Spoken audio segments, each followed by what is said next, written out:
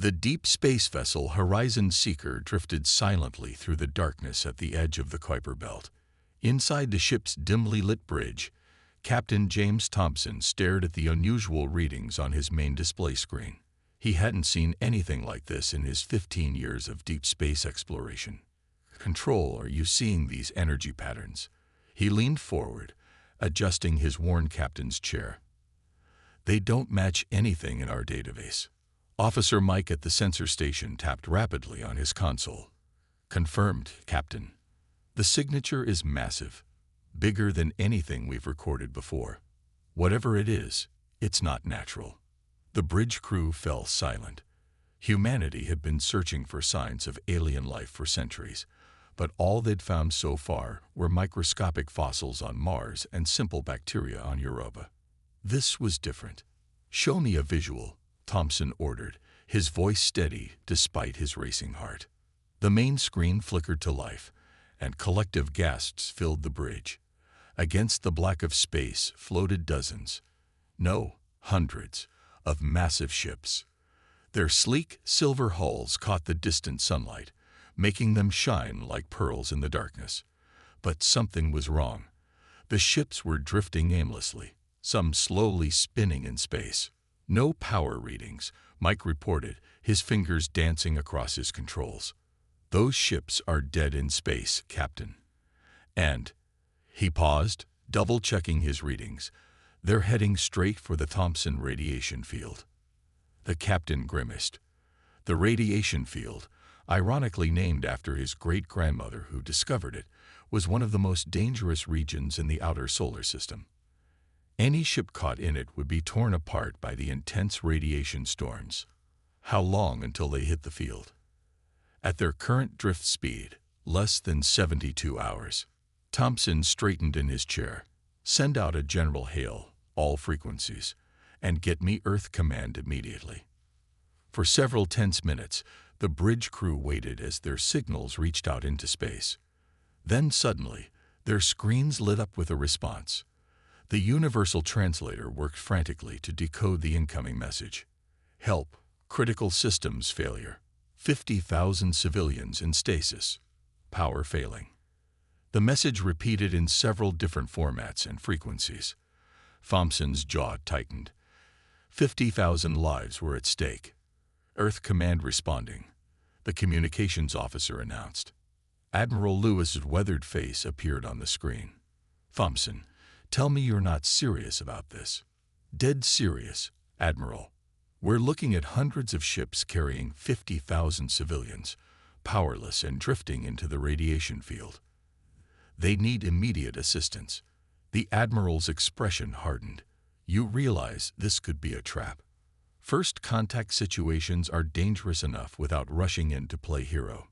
"With respect, sir," Thompson replied, "if it is a trap, it's a damn elaborate one. And if it's not, we're looking at the biggest tragedy in space history if we don't act." There was a long pause before the Admiral spoke again. "You're right, of course. I'm activating the emergency space rescue protocol. Every available ship in the system is being diverted to your location. Until they arrive, you're in charge of the situation. Do what you can, but be careful." "Understood, sir. Horizon Seeker out." Thompson turned to his crew. "Take us in closer, but maintain safe distance. I want full scans of those ships. Power systems, life support, everything." As they approached, the alien ships grew larger on their screen. Their design was unlike anything humans had ever created. Elegant and advanced, yet now completely helpless. "Captain," Mike called out, "I'm detecting life signs. Lots of them. Most appear to be in some form of stasis, but there's an active crew of about 50 spread across the command ships. Open a channel." After a moment of static, a face appeared on their screen. The alien looked almost human, except for its silver skin and large, dark eyes. It spoke, and the translator converted its words. "I am Command Leader Dell of the Meridian Fleet. Thank you for responding to our distress call. We did not expect to find help out here." Thompson stood, straightening his uniform. I'm Captain James Thompson of the Earth vessel Horizon Seeker. We're here to help. Tell us what you need." Dell's expression showed what might have been relief. "Our quantum drive systems have failed completely. We have less than 3 days of emergency power left." After that, the alien didn't need to finish the sentence. Thompson nodded. "We've got help coming. Hold on, we'll find a way to save your people." As he looked at the massive fleet of advanced alien ships, Thompson knew he'd just promised something that might be impossible. But that had never stopped humans before, and it wouldn't stop them now. 6 hours after first contact, the Horizon Seeker's engineering bay was chaos. Tools floated in zero gravity as engineers studied the holographic displays showing the alien ship systems. Engineer Tom Reed scratched his head as he stared at the complex diagrams the Meridians had shared. "It's like looking at magic," he muttered, pushing a wrench away from his face. "Their quantum drives operate on principles we barely understand." Captain Thompson floated near the ceiling, watching his team work. "Give me the simple version, Tom. Can we fix it?" Tom shook his head. "Fix it, Captain, we can barely understand it. It's like asking a medieval blacksmith to repair a smartphone." He gestured at the hologram. "Their power system is thousands of years ahead of ours. But there must be something we can do," Thompson insisted. "We've got 50,000 lives counting on us." Before Tom could answer, the ship's intercom crackled. "Captain to the bridge. Urgent." Thompson pushed off the wall and flew through the corridors, catching handles to guide his way. When he reached the bridge, he found 3 more rescue ships had arrived: the Hyperion, the Star Chaser, and the Dragon's Wing. "Status report," he ordered, strapping into his chair. Officer Mike turned from his station. "The radiation field is worse than we thought, sir. It's growing. We have less than 60 hours now, not 72. Thompson hit his comm button. "Engineering, did you copy that?" "Yes, sir." Tom's voice came back. "And I might have an idea. It's crazy, but request permission to bring one of the Meridian engineers over. I need to confirm something." "Granted." 30 minutes later, Tom stood in the engineering bay with Dell and a Meridian engineer named Raul. They watched as Tom held up a small fusion reactor, the kind human ships use to power their mining equipment. "Your quantum drives are dead," Tom explained, speaking slowly for the translator. "But what if we didn't try to fix them? What if we just gave your ships enough power to move?" Raul studied the fusion reactor. "This is primitive technology, very primitive." The alien's silver face showed what might have been doubt. "Sometimes primitive is better than nothing," Tom replied. He pointed to his diagrams. "Your life support systems can run on any power source. They're not as picky as your quantum drives. If we modify our fusion reactors, we might be able to give you enough power to run life support and basic engines." Dell's large eyes widened. "But you would need hundreds of these reactors, and the radiation field is exactly why this might work," Tom interrupted. "The radiation that's so dangerous to our ships. Your hulls are built to handle it. With power, your shields could protect both our ships and yours." Thompson, who had been listening quietly, leaned forward. "How long to modify the reactors?" Tom did some quick calculations on his tablet. "With help from all 4 human ships, maybe 48 hours. But we'll need more reactors. A lot more." "I'll contact Earth," Thompson said. "We'll get you whatever you need." He turned to Dell. "Will your people accept our help? I know our technology must seem basic to you." Dell was quiet for a moment. "Captain, my people are proud. We have traveled the stars for millennia. But pride means nothing if we do not survive. We accept your help with gratitude." Thompson nodded and pushed off toward the command deck. As he floated through the corridor, emergency lights flashed. Mike's voice came over the comm. "Captain, 3 more Meridian ships just lost life support. Their backup power is gone." "Divert power from our non-essential systems," Thompson ordered. "Keep those people alive." He reached the bridge and opened a channel to all ships, human and Meridian alike. "This is Captain Thompson.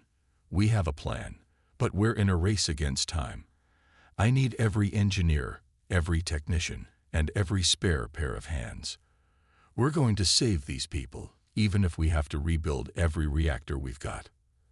As he spoke, more human rescue ships appeared on the sensors. The next 2 days would push them all to their limits, but Thompson allowed himself a small smile. Humans had never been good at accepting impossible situations, and they weren't about to start now. 36 hours into the rescue operation, the space around the Meridian fleet buzzed with activity. 20 human ships had arrived, their crews working non-stop to modify fusion reactors. The Horizon Seeker's cargo bay had become a makeshift factory, with engineers from 3 different space agencies working side by side. Tom wiped sweat from his forehead as he tested another modified reactor. "That's number 47, he announced, marking it off on his tablet. "Only about 200 more to go." Nearby, Ral, the Meridian engineer, watched with growing amazement. The humans worked with a speed and energy that seemed impossible. When one solution failed, they simply tried another. They never stopped, never gave up. "Warning," the ship's computer announced. "Radiation field intensity increasing. Hull exposure in 31 hours. Thompson's voice came over the comm. "Status report, all stations." "Engineering here," Tom replied. "We're working as fast as we can, Captain, but—" A loud bang cut him off as one of the modified reactors sparked and died. "Damn it. That's the 3rd one today." "The radiation is affecting your equipment," Ral observed. "Perhaps if we—" Another alarm blared through the ship. "Captain." Officer Mike's voice was tense. 5 more Meridian ships just lost power completely. Life support failing.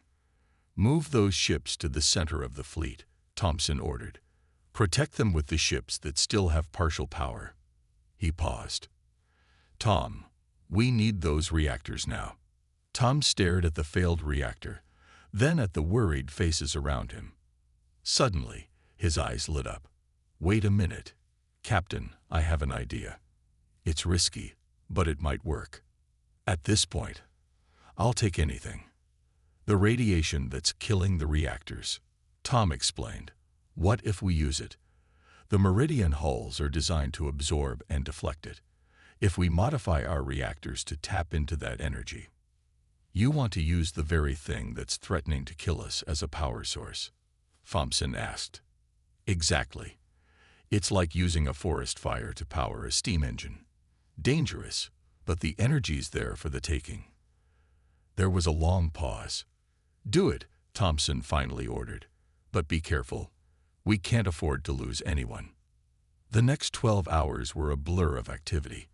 Human engineers worked alongside Meridian technicians, combining their knowledge in ways neither species had imagined before. They rebuilt reactors, rewired systems, and created new safety protocols on the fly. The first test came when they installed a modified reactor on a failing Meridian ship. Everyone held their breath as they activated it. "Power levels rising," Ral reported, watching the readings. "Life support stabilizing." It's working." A cheer went up through the human fleet, but their celebration was cut short by another alarm.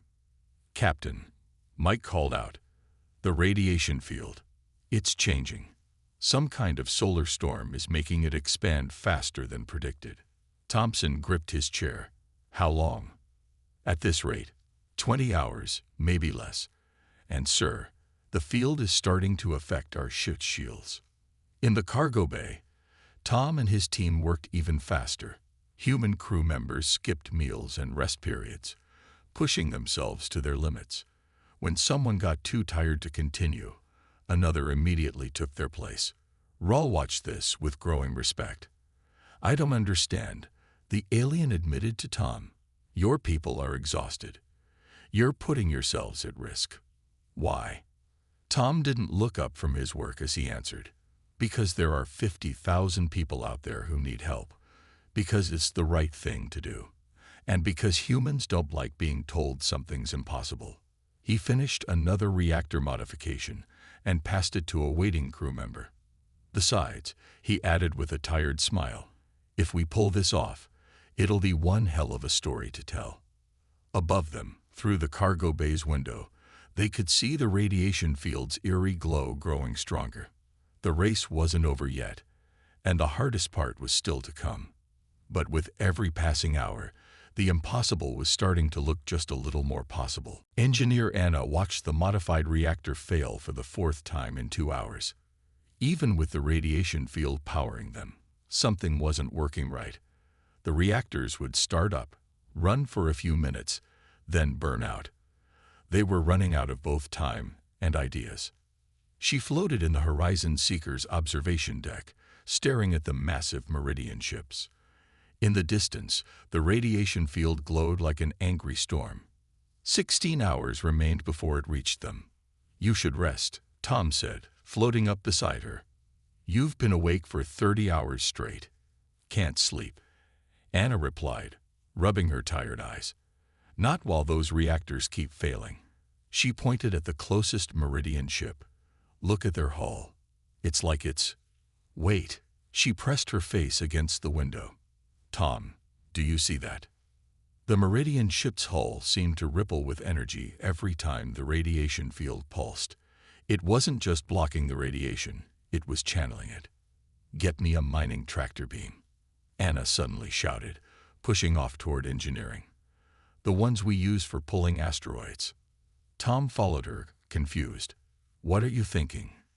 Their hulls don't just protect against radiation, they conduct energy, like a giant wire. She reached engineering and started pulling equipment apart. We've been trying to power each ship individually, but what if we connected them? Understanding dawned on Tom's face. A network. Use the hulls themselves as power conduits. Exactly. Anna's fingers flew over her tablet. We modify our tractor beams to create energy bridges between ships. The Meridian hulls will carry the power better than any cable we could make. Captain Thompson's voice came over the comm. Engineering, what's this about tractor beams?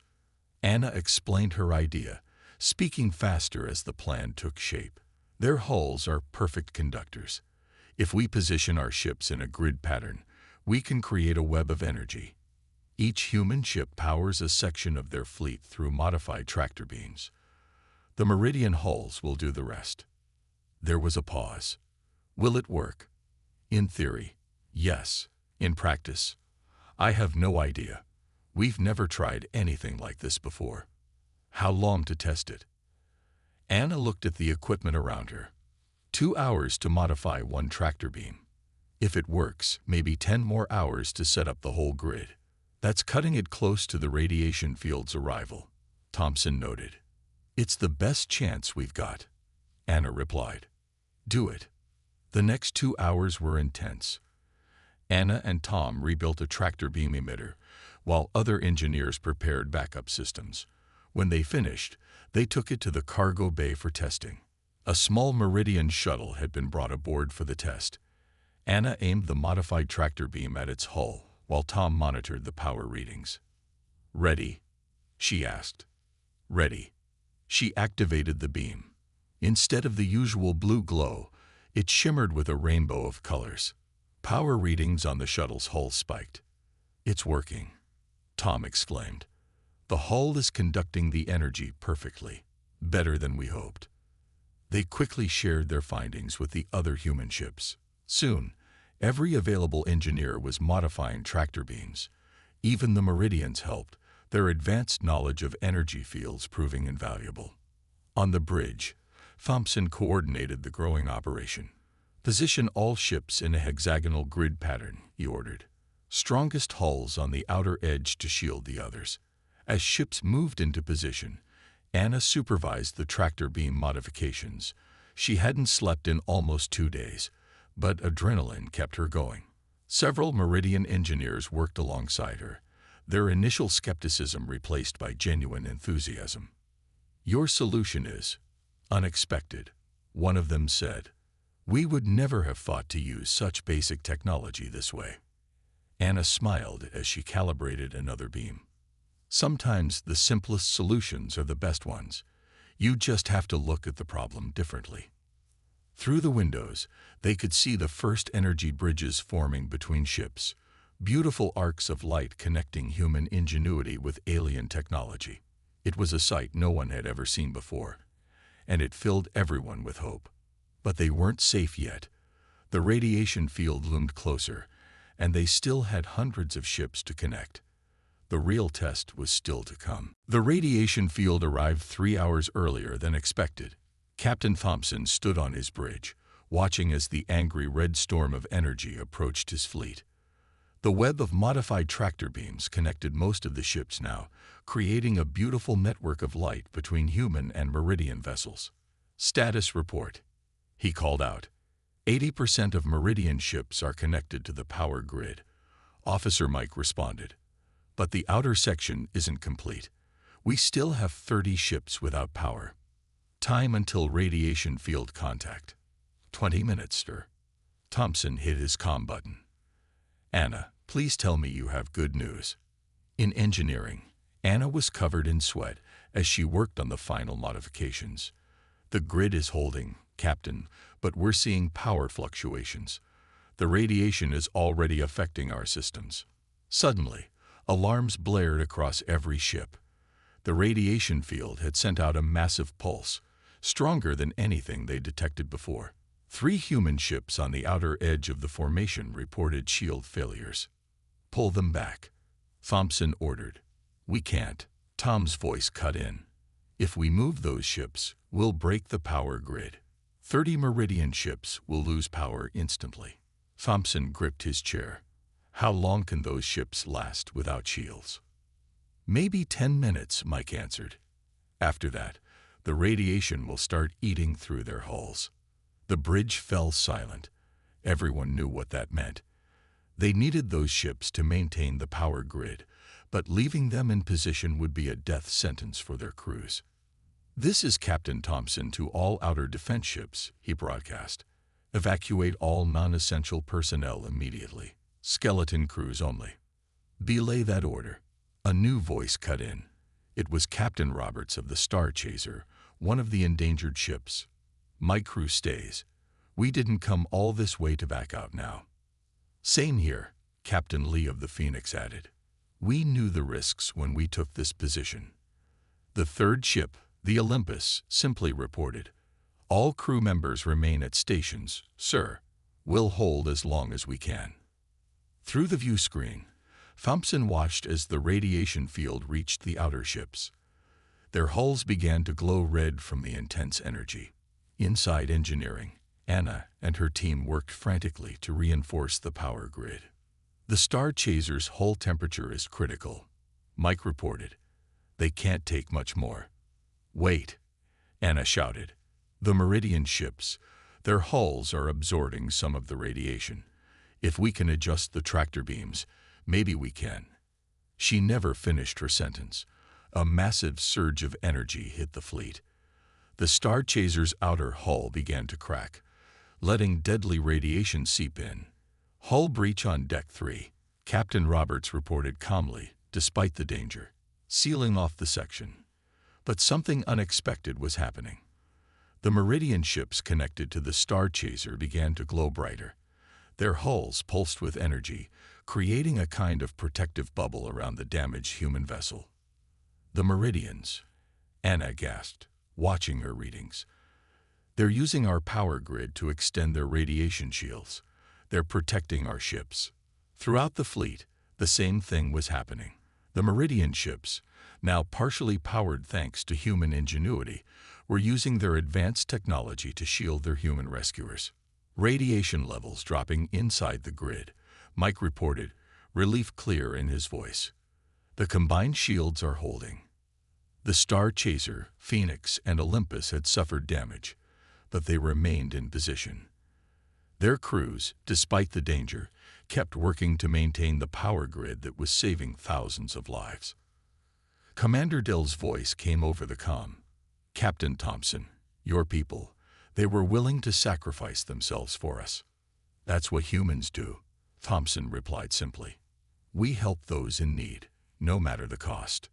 As the radiation storm raged around them, Human and alien crews worked together to strengthen their combined defenses. The crisis wasn't over, but they had passed its darkest moment. And they had done it together. 8 hours into the radiation storm, the combined fleet had found its rhythm. The power grid of modified tractor beams hummed with energy, while Meridian shields protected both species ships. But they couldn't stay here forever. They needed to move. All ships, report status. Thompson called out from his command chair. Star Chaser here, Captain Roberts responded, his voice tired but steady. Hull damage at 60%, but we're holding.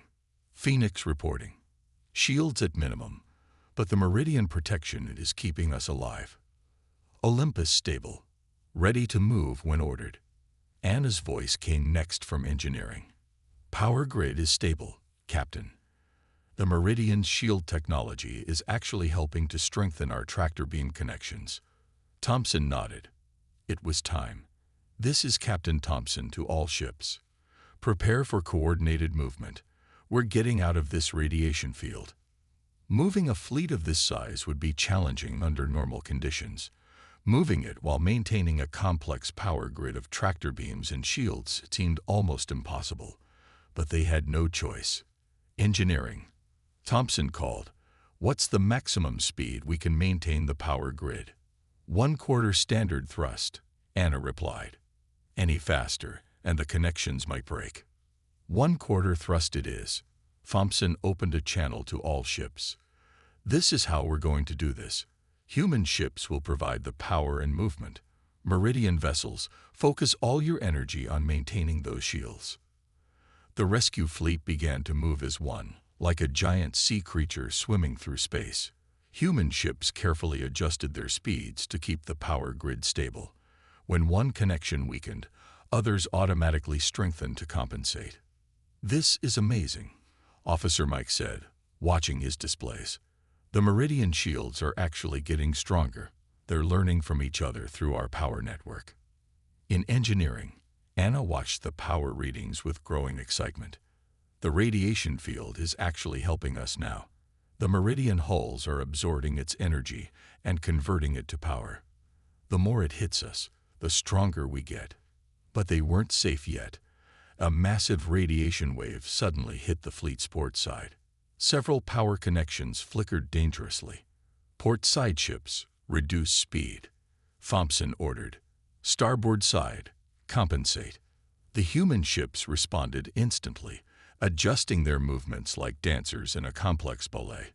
The power grid stabilized again. Meridian life support systems at 90%. Tom reported from his station. The cryogenic pods are fully powered. No casualties. Hour after hour, the combined fleet pushed through the radiation field. The human ship's coordination grew better with practice. They learned to predict power fluctuations and adjust before they became dangerous. Look at that, Anna said softly from her station. Through the viewport, she could see the edge of the radiation field. We're almost there. The final push was the hardest. The radiation field's boundary was the most intense part, like trying to break through a wall of pure energy. The fleet's shields lit up like 1,000 suns as they pushed through. All ships, maximum power to forward shields. Thompson ordered. This is it. The Star Chaser, Phoenix, and Olympus, despite their damage, maintained their positions. The Meridian ships channeled every bit of power the humans could provide into their protective shields. And then, suddenly, they were through. We've cleared the radiation field, Mike announced. A cheer went up throughout the fleet. Damage report, Thompson called out, not yet ready to celebrate. 3 human ships heavily damaged but repairable. No ships lost. No lives lost, Mike reported, his voice full of disbelief. Captain, we did it. We actually did it. Thompson finally allowed himself to smile. He opened a channel to Commander Dell. Commander, your fleet is safe. Welcome to clear space. Dell's response carried both gratitude and awe. Captain, when we first saw your primitive ships, we did not expect this. Your people have shown us that true advancement isn't just about technology. It's about heart, courage, and working together. Thompson looked around his bridge at his exhausted but proud crew. That's humanity for you, Commander. We may not be the most advanced species out there, but we never give up, and we never leave anyone behind. 2 days after the rescue, the combined fleet orbited safely around Jupiter. The massive gas giant's swirling storms provided a stunning backdrop as human repair crews worked alongside Meridian engineers to fix the damaged ships. On the Horizon Seeker's observation deck, Captain Thompson stood with Commander Dell and 5 members of the Meridian High Council who had emerged from their stasis pods. Through the window, they watched the Star Chaser receiving repairs, its battle-scarred hull a testament to human courage. Your ships sacrificed their safety for our people, one council member said, their silver skin reflecting Jupiter's glow. We did not expect such nobility from. They paused, seemingly embarrassed. From a primitive species, Thompson finished with a slight smile. We get that a lot. That is why we are here, another council member spoke. We have been traveling the stars for over 10,000 years. We have met hundreds of species, most far more technologically advanced than humanity. Yet none of them did what you did. We just did what needed to be done. Thompson replied simply. Exactly, Dell exclaimed. That is what we find so remarkable. Your species didn't stop to calculate the benefits. You didn't demand payment or future favors. You simply saw others in need and acted. In engineering, Anna and Tom worked with Meridian technicians, exchanging knowledge. The aliens were fascinated by how humans have modified simple mining equipment into a fleet-saving power grid.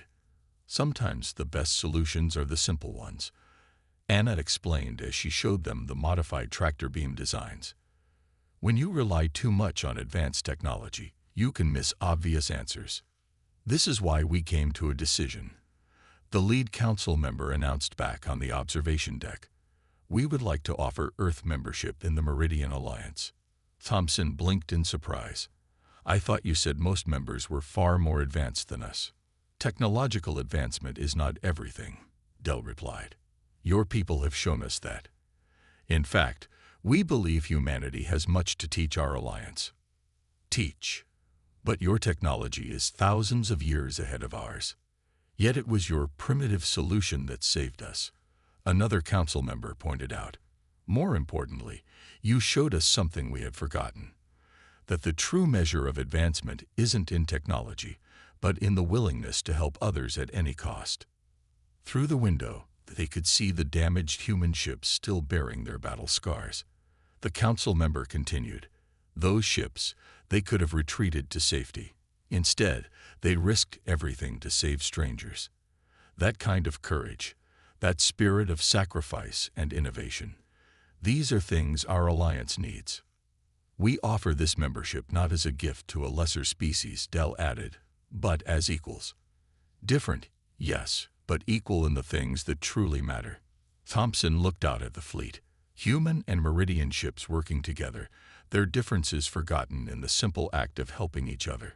I'll have to relay your offer to Earth's governments, of course, but speaking personally, I think we'd be honored to join. There is one more thing, the lead council member said. We would like to establish an engineering exchange program. Your engineer Anna's innovative use of simple technology has sparked great interest. Perhaps we have become too reliant on our advanced systems. A fresh perspective would be valuable. As if to emphasize their point, a repaired Star Chaser fired up its engines, its jury-rigged systems working perfectly despite their simplicity. The Meridian Council watched with newfound respect. You know, Thompson said, there's an old saying on Earth, necessity is the mother of invention. When things get tough, humans have a way of finding solutions, no matter how impossible the problem seems. That, Dell replied with what looked like a smile, is exactly why the galaxy needs humanity. You see problems and think, how can we fix this? While others think, this cannot be fixed. As they spoke, more Earth ships arrived, bringing supplies and aid. The first chapter of humanity's journey to the stars had begun not with conquest or commerce, but with a simple act of helping those in need. And perhaps that was the best way to start after all.